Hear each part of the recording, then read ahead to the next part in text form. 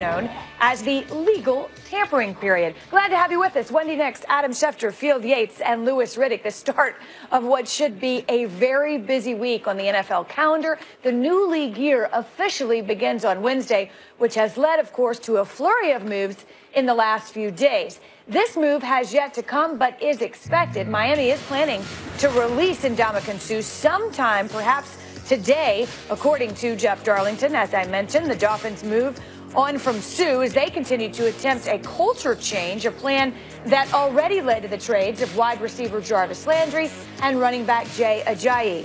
One reason why the team is expected to move on: Suh has the third highest cap hit in the league next season at just over $26 million, and of the 8 players with a cap hit of at least $23 million in 2018, he is the only one who is not a quarterback. The list: quarterback, Suh, quarterback, which leads us to this overreaction Monday.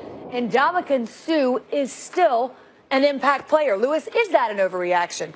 No, that's not an overreaction. He's still an impact player. It's just a matter of when is he going to be an impact player. That is the problem with Suh. That's always been the problem with Suh. That is why a contract like this, look, you just throw out the whole culture part of it. That's why a contract like this is hard to really swallow, because you just don't know what you're going to get. And see, that is the risk of free agency. When you pay someone like this, are you going to get the performance that you got previously once someone has the kind of financial security that Suh has, and when someone has the kind of makeup that Suh has, which quite honestly is one where he's hot and cold. It's just a fact. We all know it. And that's why now he is going to be sent packing and have to find a new football team. But look, there's no question that when he feels like it, especially on third down, he can absolutely collapse the interior of a pocket like nobody's business.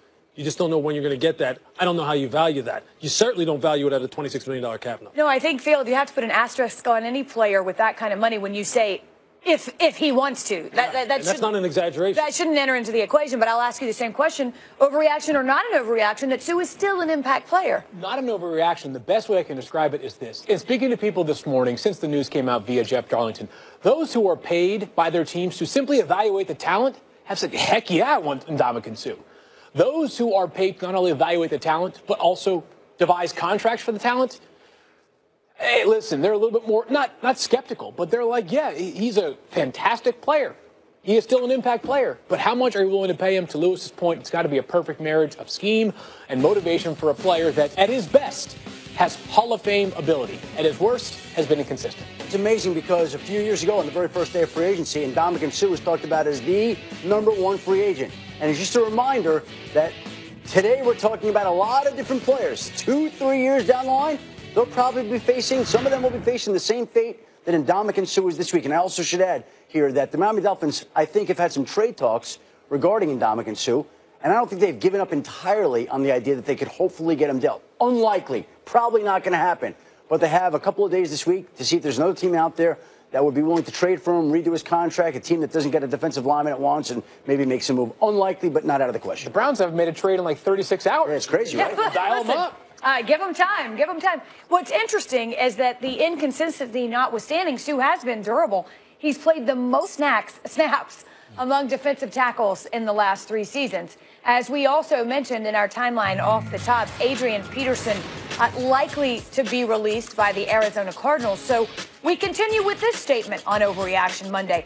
Adrian Peterson is still an impact player. Field, I'll start with you there. Yeah, that's an overreaction for me, Wendy. The bottom line for Adrian Peterson is that he had a marvelous quick stretch for the Arizona Cardinals after he was traded last season from the New Orleans Saints. But he's a 1 or 2 down player. And in the NFL, you're looking for running backs who are going to be on the field for at least 3 downs, and in some cases 4 downs. Those are the guys who can contribute on special teams as well. 11 catches last season for Adrian Peterson. Yes, he missed some time due to injury, but if he's not going to be able to play on third down, if he's not going to be able to play in up-tempo situations or in second and long situations, how much value can you possibly extract from that kind of player? Yeah, it's an overreaction. He will have spurts. He had spurts this past year.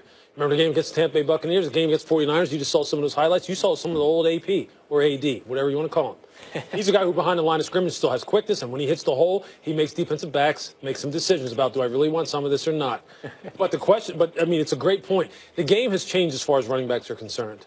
You see what they have to be now. People want multiple running backs, meaning your skill set, meaning third down, can you catch the ball? Because you want to own the area between the numbers now. That's where all the yardage is there to take now offensively.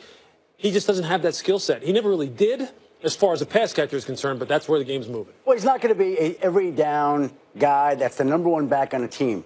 And somebody that's been that for so long, you wonder how, if they could accept that. But the fact of the matter is he can still make a meaningful contribution to a team, but it's in the right spot at the right times. It's not going to be what he's used to. And I think a lot of people have to get used to sometimes accepting that they're not going to be that 25 carry a game guy, and maybe he has 8 really productive carries for a what's team. interesting about him is he's the kind of guy you kind of fit in once the puzzle's pretty much already done. You fit him in at the end. He's not the guy who you have like one of the centerpieces and then you fit everything else around it. That's why, look, he'll probably sit. If he doesn't go back to Arizona, he's going to sit for a while until teams figure out the rest of their rotation at running back. Well, listen, Adam makes a great point. He's got to accept that. He's got to know where he is and where he lands in his career. Peterson, one rushing touchdown away from becoming the 9th player to rush for 100 touchdowns in NFL history. This is the Empire. Free agency? Why wait till then? Richard Sherman released, Kevin's extension, and here we thought the Rams were the ones making noise on the trade market.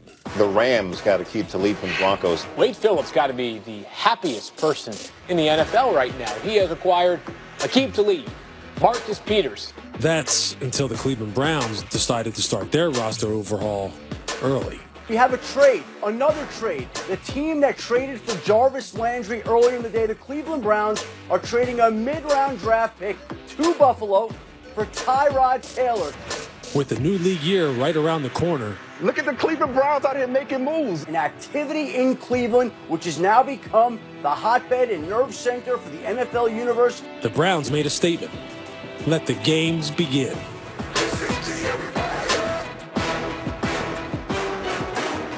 Yeah, come on, Cleveland. It's Monday. Where's your next move? Well, we're waiting. The Browns made 4 trades over the last 3 days, 2 of which added key players to their offense. On Friday, it was Jarvis Landry, who led the league in receptions last season. Cleveland also traded for quarterback Tyrod Taylor. And if you combine those 2 players with Josh Gordon, the Browns' offense appears to be much better. So here we go. Overreaction Monday. No team has been more active over the past week or so than has the Cleveland Browns. And so I say this, Shefty, I'll turn to you. The Browns will make the playoffs. Overreaction? Not an overreaction. I think it's an overreaction. Listen, they're on the right track right now. They've done all the right things. They have changed the culture, begun to change the culture, and send a message to everybody in the league that they now are serious, that these free agents should consider Cleveland. They made 4 trades in 24 hours. I'm not ready to say they're going to the playoffs, but I think they're on their way to going to the playoffs. It just might not be right now. I mean, overreaction has to be the answer here. They're 0-16, 1 in 31 over the past 2 years, which is almost like you have to try to be that bad over a prolonged 2-year stretch. Maybe it's because of the coaching. Maybe it's because of the lack of talent. Maybe it's both that's taken place over the past 2 years. But they certainly have accounted for the lack of talent, at least to a degree so far. Stabilized the quarterback spot a bit with Tyrod Taylor. Infuse the wide receiving group with some talent in Jarvis Landry, new offensive coordinator in Todd Haley. Things are on the right trajectory, but I would think 4 wins is a nice step up for them this year. Well, it's 4 more than last time. So would I. And you know what? I would question whether or not they've changed the culture. They maybe have changed the culture in the way they're doing business. They may be attracting players now that people, from a football playing standpoint, respect. But we don't know what kind of teammate Jarvis Landry is going to be here. We don't know how this isn't a free agent sign, but we don't know how Josh Gordon is going to be this year. Yep. We don't know how Tyrod Taylor is going to play in this offense. We have no clue. So, yeah, they've gone out and done some things that look good on paper. There's no question about this. I've been through this a bunch of times. I know what it's like for it to look good on paper. We'll see. It is an overreaction to say they're going to make the playoffs because there's still a lot of work to be done here. Well, if recent history is any indication, it is, in fact, an overreaction. Thank you, Evan Kaplan, our crack researcher, because the other 2 teams to go 0-16 in a season, that was 2008 with the Lions. Detroit won just 2 games the following season. Both of the teams who went 0-16 won just 2 games the following season. Here's a look quickly at what the Browns will face via free agency and the draft. Despite all the trades, they were able to hang on to their 5 picks in the first 2 rounds of the draft. They have 2 picks in round 1, 1 and 4 overall. The 4th time they have the first pick in the coming draft era. And prior to the deals, they had the most cap space in the league. Adam Schefter. Well, Wendy, we started the show mentioning the fact that the Cardinals are releasing Adrian Peterson. The Dolphins are planning to release Ndamukong Suh, and the Kansas City Chiefs are now releasing Tamba Ali, a big pass-rushing veteran there in Kansas City who's made a lot of plays for that franchise. the Chiefs looking to save some money. They're going to be releasing here Tamba Ali, another name in the mix. $1 million roster bonus due for Tamba on Wednesday if he's on the roster at 4 p.m. The catalyst for this franchise for so long, they want to get younger amongst their edge rushers. That's exactly it. Look, they want to get younger and faster at all three levels of this defense. The general manager there, Brett Veach, has made that a point. They need to get some speed. They need to get youth. They need to get playmaking ability. That's what you're going to see them try to do this entire offseason. Again, you can expect these kind of moves over the next 48 hours or so in advance of the league year, which begins on Wednesday, March 14th. All right, we go back to the Cleveland Browns because, as I mentioned, speaking of these moves, they've been nothing but active in Cleveland. I say this on Overreaction Monday. Adam Schefter, Browns should draft Saquon Barkley first overall. Wendy, Saquon Barkley's probably the best player in this draft, and this is a complete overreaction. The Cleveland Browns changed their front office with the idea that they're going to go out and draft a quarterback. And I know from the moment they went out and traded for Tyrod Taylor, a lot of people wondering, well, does this now mean they're going to go Saquon Barkley? The acquisition of Tyrod Taylor does nothing to impact what that team is going to do at number one. The new front office was brought in to identify, find, and draft a quarterback. It's still going to do that, I believe. And I think the Browns take a quarterback at the top of the draft. They're not going to get cute again. They're not going to wait and see if another player gets picked there or the spots before they come up at 4. I think they're taking a quarterback at 1 again.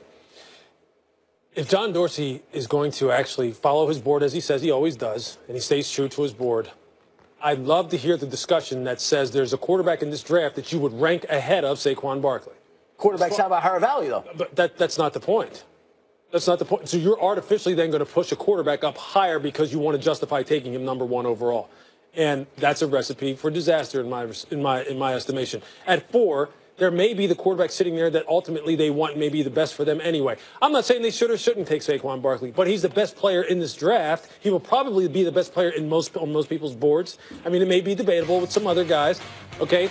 But I just don't believe that they have to take a quarterback with the first overall pick. And that's not to say that they won't take one, because at number 4, I still think there's going to be somebody sitting there that ultimately, I believe, may wind up being the best quarterback in this draft. So not an overreaction, though. I think should is the operative word, but I guess could, should, may, might, all of the above. If he's number 1 on their board, right, then they should take him. They should take him. Okay, so not an overreaction. Field, tiebreaker. I think it is an overreaction. Here's the reason why, is I hear people saying, well, you can take Saquon Barkley first and then take one of the core 4 quarterbacks, Josh Rosen, Josh Allen, Sam Darnold, and also Baker Mayfield at number 4 overall. That's presuming that you value those players equally. And just because on the outside it's difficult to decipher a clear-cut number 1, no team in the NFL is going to equally evaluate all 4 of those quarterbacks and say, hey, you know something? Whichever one falls in our laps, we're totally fine with. The Browns are going to have a preference, and I totally I'm with Lewis, and this is the clear-cut best player in the draft in Saquon Barkley, but for a team that is still starved for a quarter century to find a quarterback, you don't have a choice. I wouldn't be surprised if when... It's been a long time in Cleveland. Well, that being said, though, we don't know how they stack the quarterbacks then. No, we don't. We won't know. So if the guy who, okay, theoretically in a mock draft would go off as the 4th best, as number 4, the quarterback number 4 in this draft, if he's number 1 for them, why wouldn't you take someone other than the quarterback at number 1? Probably the fear of somebody else. Just the fear of, hey, we don't know that someone else might take true. That's true. It's just that, look, I mean, in my experience, every time that you artificially push people up to justify taking them, so when an owner comes in the room and says, okay, we're taking him number 1, why? Because he's the guy who's sitting at the top of the board, and he's not that guy. A lot of times that comes back to get you. It just does. We'll see what they do. There's no question they need a quarterback. I'm just saying. There's no debating that. We can sit here till tomorrow. I'm just saying that it's to me, it would be easily justifiable for them to pick. Again, the Browns busy over the past few days. They've got 1 and 4 in the first round. Adam Schefter again. Well, we keep interrupting our discussions, but the moves keep coming in, and they're going to keep coming in throughout the course of this NFL Live. The Miami Dolphins, who are planning to release Ndamukong Suh, have just released Lawrence Timmons, the linebacker, the former Steeler who went AWOL before the first game last year. There was a question about him. Now the Dolphins, in that culture-changing mode, have made the move. They're releasing Lawrence Timmons, so another move for the Miami Dolphins. Again, we referenced some of Miami's moves with Jay Ajayi and Jarvis Landry trying to shift the culture there. We expect Ndamukong Suh to be released as well. Jeff Darlington reporting that could come as early as today. This will keep coming, and that's what we're here for. Still to come, though, as well. The Rams have overhauled their secondary, but where does the duo of Talib and Peters rank among the league's best? We'll kick that around. And up next, Richard Sherman on his way to the Bay Area.